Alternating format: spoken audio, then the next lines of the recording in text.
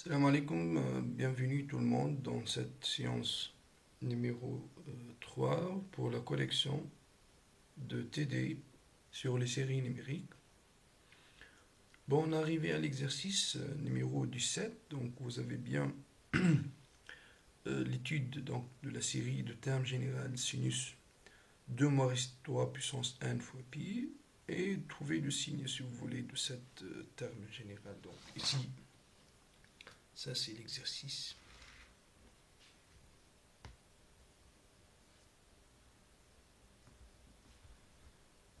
Numéro 17. Première question, c'est l'étude de la série de termes général sinus 2 moins racine de 3 puissance n fois pi. Ok. La question c'est de trouver, voilà, de montrer qu'il y a un terme positif avant tout, ou بعد نحكي على la convergence. Ben, d'accord. L'histoire de positivité, si vous voulez, de terme général, donc il suffit de voir ici, est-ce que lorsque n varie dans n, est-ce que cette quantité varie bien dans un domaine dans lequel le sinus est positif?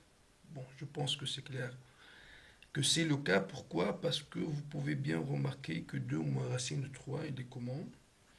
Il est évidemment entre 0 et 1, maintenant dans l'intervalle 0,1, ce qui nous donne bien que 2 moins racine de 3 puissance n appartient aussi à l'intervalle 0,1. Bon, pour n égale à 0, ça pourra atteindre le 1.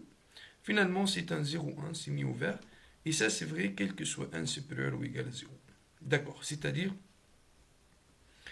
que le 2 moins racine de 3 puissance n fois pi appartient à l'intervalle 0 pi pour tout n positif. Or, l'application sinus sur l'intervalle 0 pi, donc sinus est positif sur 0 pi, ce qui nous donne bien que donc, le sinus de 2 moins racine de 3 puissance n fois pi est évidemment positif, et ça c'est vrai, quel que soit n supérieur ou égal à 0.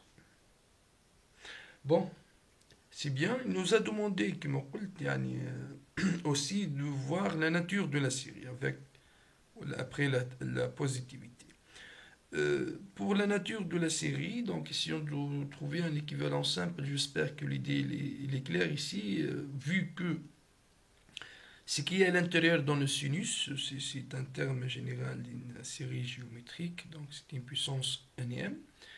Et on a bien que le raison ici, il est entre 0 et 1, donc tout est bon. Donc 2 moins racine de 3 puissance n fois pi, si vous voulez, ça tombe bien vers 0 lorsque n tend vers l'infini, donc car tout simplement 2 moins racine de 3 appartient à 0,1, ça va. Donc, cela implique bien que le sinus de 2 moins racine de 3 puissance n fois pi, il est bien équivalente à 2 moins racine de 3 puissance n fois pi. Évidemment, cette équivalence, on peut l'expliquer un peu, donc vu que, comme j'ai dit, cette puissance n fois pi tend vers 0, et sinus x équivalente à x au voisinage de 0. Ça va? Ben, donc, je pense que c'est bon, parce que c'est une équivalence entre deux termes généraux qui sont positifs. Donc, on a bien... Alors, je vois que c'est pas la peine de travailler sur le signe de ça, puisqu'ils sont équivalentes, et celle-ci est clairement positive. Et deux séries, voilà plutôt deux suites équivalentes, ils sont du même signe, à partir d'un certain nombre, vu que celle-ci est positive. Donc, on a bien que sinus, disons, de 2 moins racine de 3 n pi, disons positif, de même, donc les deux sont à terme positif. La série 100 pour n positif de 2 moins racine de 3 puissance n fois pi est convergente. Pourquoi elle est convergente? C'est une série géométrique Ok? Et l'horizon 2 moins racine de 3, bien sûr, elle est dans l'intervalle 0,1. Donc en valeur absolue, elle est strictement plus petite. D'où, c'est bon, donc d'où la convergence de la série de somme pour n supérieur ou égal à 0 de sinus de 2 moins racine de 3 puissance n fois pi. Bon, d'accord, c'est bien. Ça, c'est la première question. On passe maintenant pour la question 2. Il a posé donc une expression, c'est 2 moins racine de 3 puissance n, plus 2 plus racine de 3 puissance n. Il veut bien montrer que le an ici est un entier pair. Ok? Bon, comment ça se voit? Donc ici,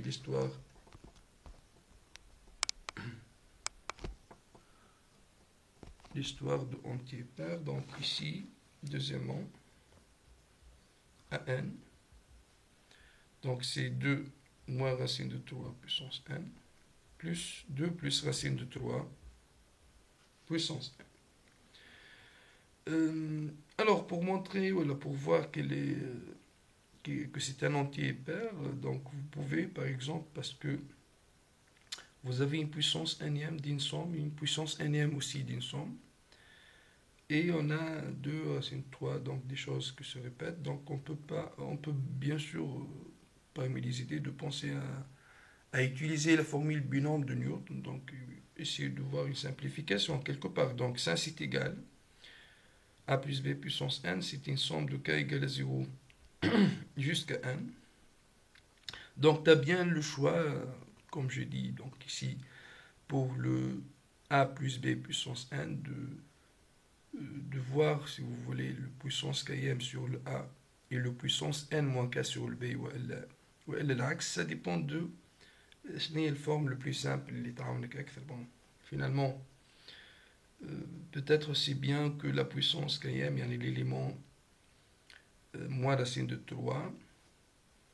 2, il est clair avec une puissance, donc c'est toujours entier, mais moins racine de 3, puissance km, donc ناخذوا هي puissance le plus simple باش تكون الفورمة ديريكت أكثر. Donc c'est moins racine, plutôt le C1K avant tout, fois moins racine de 3 puissance K, fois 2 puissance n moins k, c'est bien, plus, donc c'est kiff ici, c'est une somme de k égale à 0 jusqu'à n, de C1k, donc racine de 3 puissance k, 2 puissance n moins k.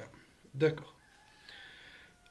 Pour ces deux sommes-là, on a beaucoup de facteurs communs. Finalement, c'est 2 puissance n moins k, c'est C1k, kiff, c'est moins 1 puissance k fois racine de 3 puissance k, donc le racine de 3 puissance k aussi est un facteur commun, donc tu trouves tout simplement que c'est une somme de 0 à 1 de C1k, racine de 3 puissance k, 2 puissance n moins k. Ce qui reste, c'est quoi? De cette somme-là, donc ça reste le moins 1 puissance k plus le 1. D'accord. Ok, donc si on donc juste ici de simplifier cette expression-là, vous pouvez bien remarquer que le moins 1 puissance k plus 1, on sait bien simplifier cette expression, donc moins 1 puissance k plus 1, ça c'est égal à quoi? Donc si k est pair, donc vous avez 1 plus 1, ça fait 2, si k impair, vous avez donc un 0. Ça va? C'est-à-dire que dans cette somme-là, pour les indices impairs, vous avez un 0, donc on ne va pas prendre les indices impairs. On va prendre uniquement les cas qui sont pairs, et ceci, ça te donne un 2. Ok? Bon, c'est-à-dire donc, bon, vous avez beaucoup de choix ici. Vous pouvez, مثلا, l'expression de la somme, si vous voulez. Alors, donc ici, puisque je veux prendre uniquement les paires, j'espère que l'idée est claire, hein, les impairs qui me collent, ça te donne de 0. Pour les paires, donc qu'est-ce que tu fais? Tu travailles de 0 jusqu'à la partie entière de 1 sur 2, et tu prends les deux cas. Yani, c'est une sommation de k égale à 0 jusqu'aux partie entière de n sur 2. de quoi? De 2k parmi n fois racine de 3 puissance 2k fois 2 puissance n moins 2k fois moins 1 puissance 2k, disons, plus 1 معناها c'est le 2. Ça va?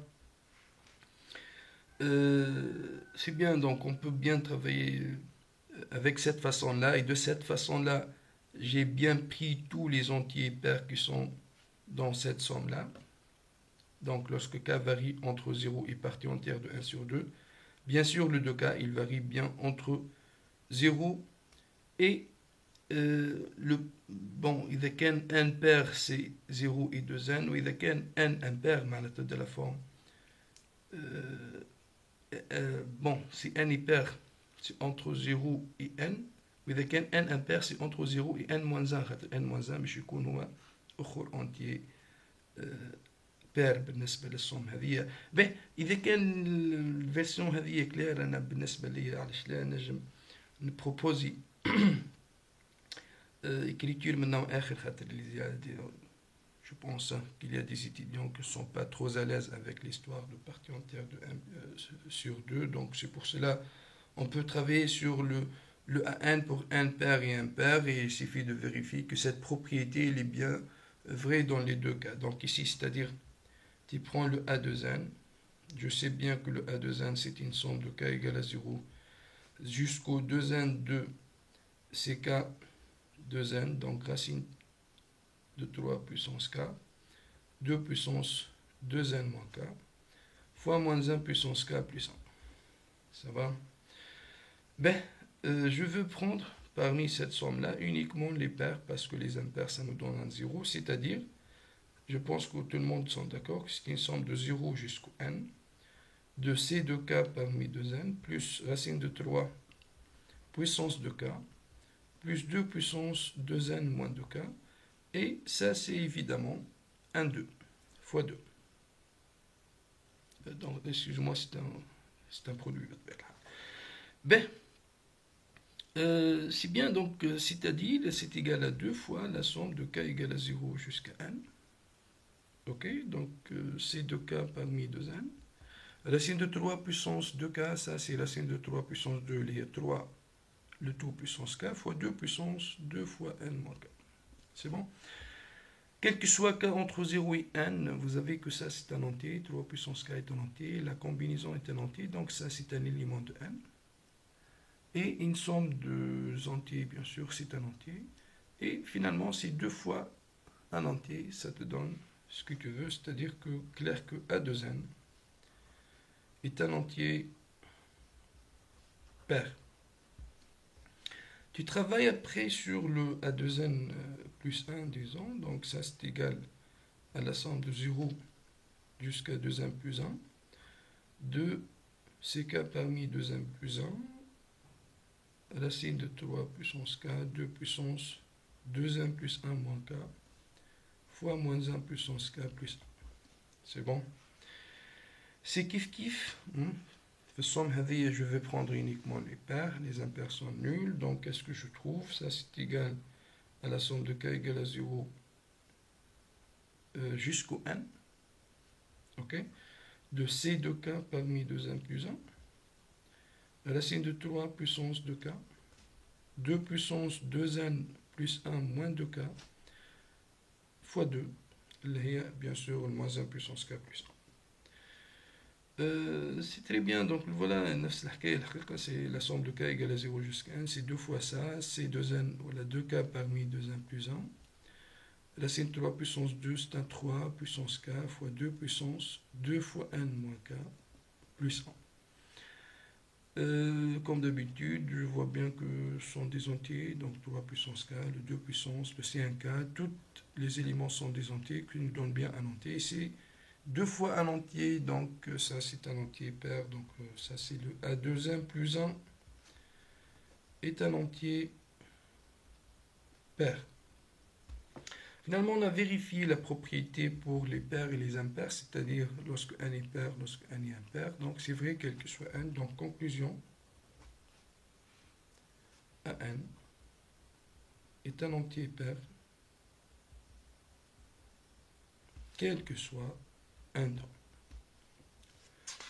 Ben, c'est très bien. Donc, concernant l'histoire de vérification du fait qu'un est un entier pair, la question Limbado, qu'est-ce qu'elle a demandé? C'est une déduction de la nature de série de termes général Vn. Vn il y a 2 plus racine de 3 puissance n fois pi. Alors, troisièmement, nature de somme de sinus 2 plus racine de 3 puissance n pi.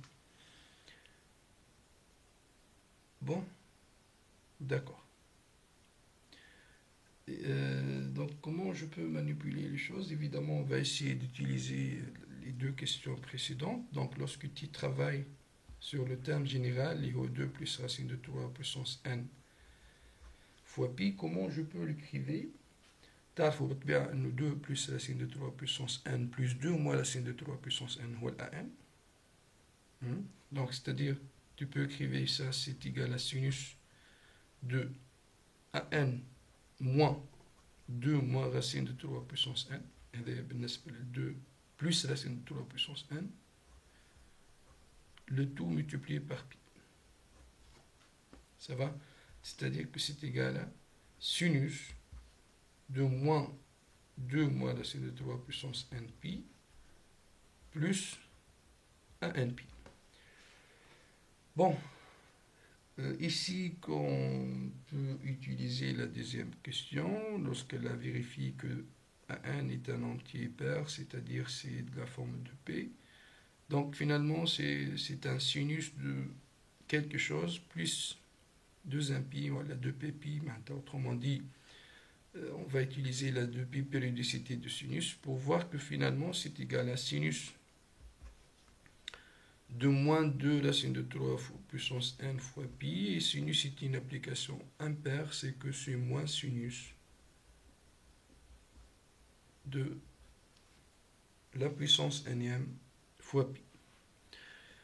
Bon, la nature, ça va être quoi? Évidemment, c'est la convergence parce que on a vérifié. Or, la série sont pour n positif de sinus de moins racine de 3 puissance n pi est convergente, d'où la convergence de notre série numérique. Donc 2 plus racine de 3 puissance n fois pi, et cela bien sûr achève ce qu'on veut. Vous pouvez remarquer que je peux maintenant trouver la limite de sinus de 2 plus racine de 3 puissance n fois pi. Lorsque tu vois les choses directement, je te demande de trouver la limite. Bon, on a bien ici que celle-ci tend vers l'infini. Et on sait bien que sinus en général n'admet pas de limite à l'infini, donc c'est pas trop clair, mais comme application de ça, on peut trouver la limite lorsque 1 tend vers l'infini de ça. Et cette limite, évidemment, ça va être quoi? Ça va être 0 parce que c'est un terme général d'une série convergente. Donc, par exemple, on peut voir à partir de cette question que le sinus de ça tend vers 0 lorsque 1 tend vers l'infini. Bon, finalement, ça achève bien, comme j'ai dit, donc la correction de cet exercice. On va voir, Inch'Allah, dans la vidéo prochaine. Au revoir.